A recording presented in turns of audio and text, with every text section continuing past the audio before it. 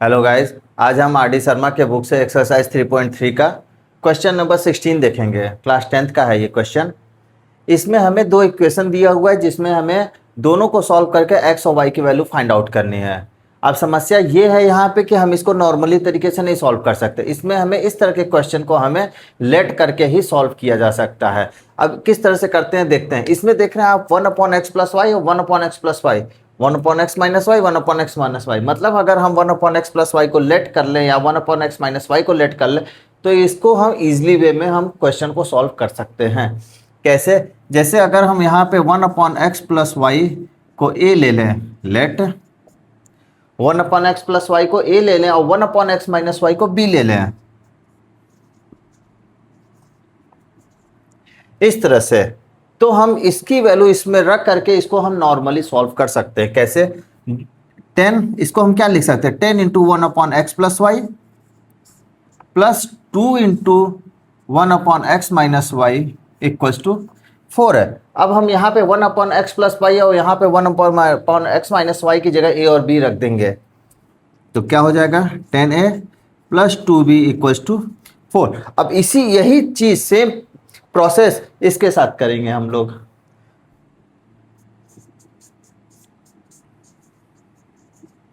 ये हुआ -9 को हम क्या लिखेंगे, 9 इंटू 1/x माइनस। इसको हम इस तरह से लिख दिए हैं कि आपको ये समझने में आसानी हो कि हम किस जगह a रख रहे हैं और किस जगह b रख रहे हैं।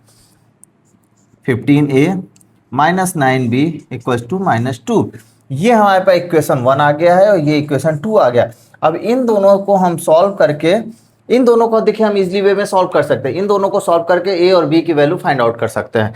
तो हम इन दोनों के इक्वेशन को सॉल्व करने के लिए क्या किया जाता है ये आपको पता है। कैसे? ए के कोफिशिएंट को बराबर करके या बी के कोफिशिएंट को बराबर करके। तो हम यहाँ पे देख रहे हैं, अगर ए फर्स्ट वाले में अगर हम 3 से मल्टीप्लाई कर दें तो ये 30 हो जाएगा और 2 से कर दें तो ये भी 30 हो जाएगा। मतलब अगर तो ए का कोफिशिएंट क्या होगा, बराबर हो जाएगा। तो हम पहले इक्वेशन 1 में 3 से मल्टीप्लाई करते हैं, मल्टीप्लाई बाई 3 इन इक्वेशन 1। तो क्या मिलेगा देखिए, 3 into 10a plus 2b equals to 4। 3 का मल्टीप्लाई करेंगे तो 30a plus 6b equals to 12। इसी तरह से इसमें हम मल्टीप्लाई बाई 2 इन इक्वेशन 2। तो हमें क्या मिलेगा, अगर हम 2 से मल्टीप्लाई करें तो 15a माइनस का 9b इक्वल्स टू -2। तो 15 2 जा 30, तो 30a माइनस का 18b इक्वल्स टू माइनस का 4। तो इसको अगर हम इक्वेशन 3 मान लें और इक्वेशन 4 मान लें तो इसमें हम देख रहे हैं कि a का जो कोफिशिएंट है वो क्या है, इक्वल हो गया है। इसको हम अब इन दोनों इक्वेशनों को या तो हम ऐड करके या तो सब्ट्रैक्ट करके सॉल्व करते हैं। तो ये डिपेंड करता है a का साइन कैसा है। दोनों में साइन अगर सेम है तो सब्ट्रैक्ट करेंगे, अदरवाइज ऐड करते हैं। तो साइन क्या है, सेम है, तो हम क्या करेंगे, सब्ट्रैक्ट करेंगे। तो सब्ट्रैक्ट इक्वेशन 3 फ्रॉम इक्वेशन 4।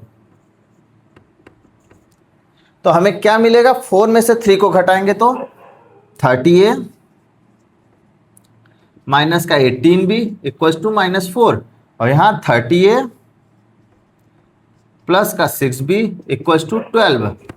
अब हमें पता है जब हम सब्ट्रैक्ट करते हैं तो नीचे वाला जो इक्वेशन होता है उसका सब साइन क्या होता है, चेंज हो जाता है। मतलब प्लस है तो माइनस, माइनस है तो प्लस। यहाँ पे तो सभी प्लस है तो हम इसको माइनस कर लेंगे। ये 4th है, ये 3rd इक्वेशन है, ये माइनस माइनस माइनस। अब ये देख रहे हैं ये प्लस ये माइनस मिलकर क्या हो जाएगा, कैंसिल आउट, मतलब 0 हो जाएगा। यहाँ से क्या आएगा, माइनस का 24b इक्वल्स टू माइनस का 16। तो माइनस माइनस कैंसिल आउट हो जाएगा। तो b की वैल्यू मिलेगी 8 2 जा 16, 8 3 जा 24, 2/3। अब ये b की वैल्यू हम किसी भी इक्वेशन में 1 2 3 4 किसी भी इक्वेशन में रख करके a की वैल्यू फाइंड आउट कर सकते हैं। तो हम इक्वेशन 1 में ही रख देते हैं, value of b put in equation 1। तो हमें क्या मिलेगा, इक्वेशन 1 पहले लिखते हैं, 10a प्लस का 2b इक्वल्स टू 4। अब b की वैल्यू 2/3 रख देते हैं, यहाँ पे 2/3 रख देते हैं अगर, तो यहाँ से 10a प्लस 3 2 जा 6 और 2 2 जा 4/3 इक्वल्स टू 4। ये उधर जाएगा तो 4 माइनस 4/3, 4 3 जा 12, 12 में से 4 गया 8/3। तो a की वैल्यू आई यहाँ से 8/3 इंटू 10, तो 2 4 जा 8, 2 5 जा 10, 4/15। यहाँ से a की वैल्यू 4/15 आई और b की वैल्यू 2/3। लेकिन a की वैल्यू हमने लेट क्या किया था, 1/x प्लस वाई। ध्यान दिए होंगे आप, a की वैल्यू हमने लेट किया था 1/x प्लस वाई। तो यहाँ से 4/15 आया, तो यहाँ से x प्लस वाई की वैल्यू ये पलट जाएगा, क्या हो जाएगा 15/4। इसी तरह से b की वैल्यू क्या लेट किया था हमने 1/x माइनस वाई, और वैल्यू क्या निकल के आई है 2/3। तो यहाँ से जब हम x माइनस वाई की वैल्यू निकालेंगे तो ये पलट जाएगा, तो क्या हो जाएगा 3/2 हो जाएगा।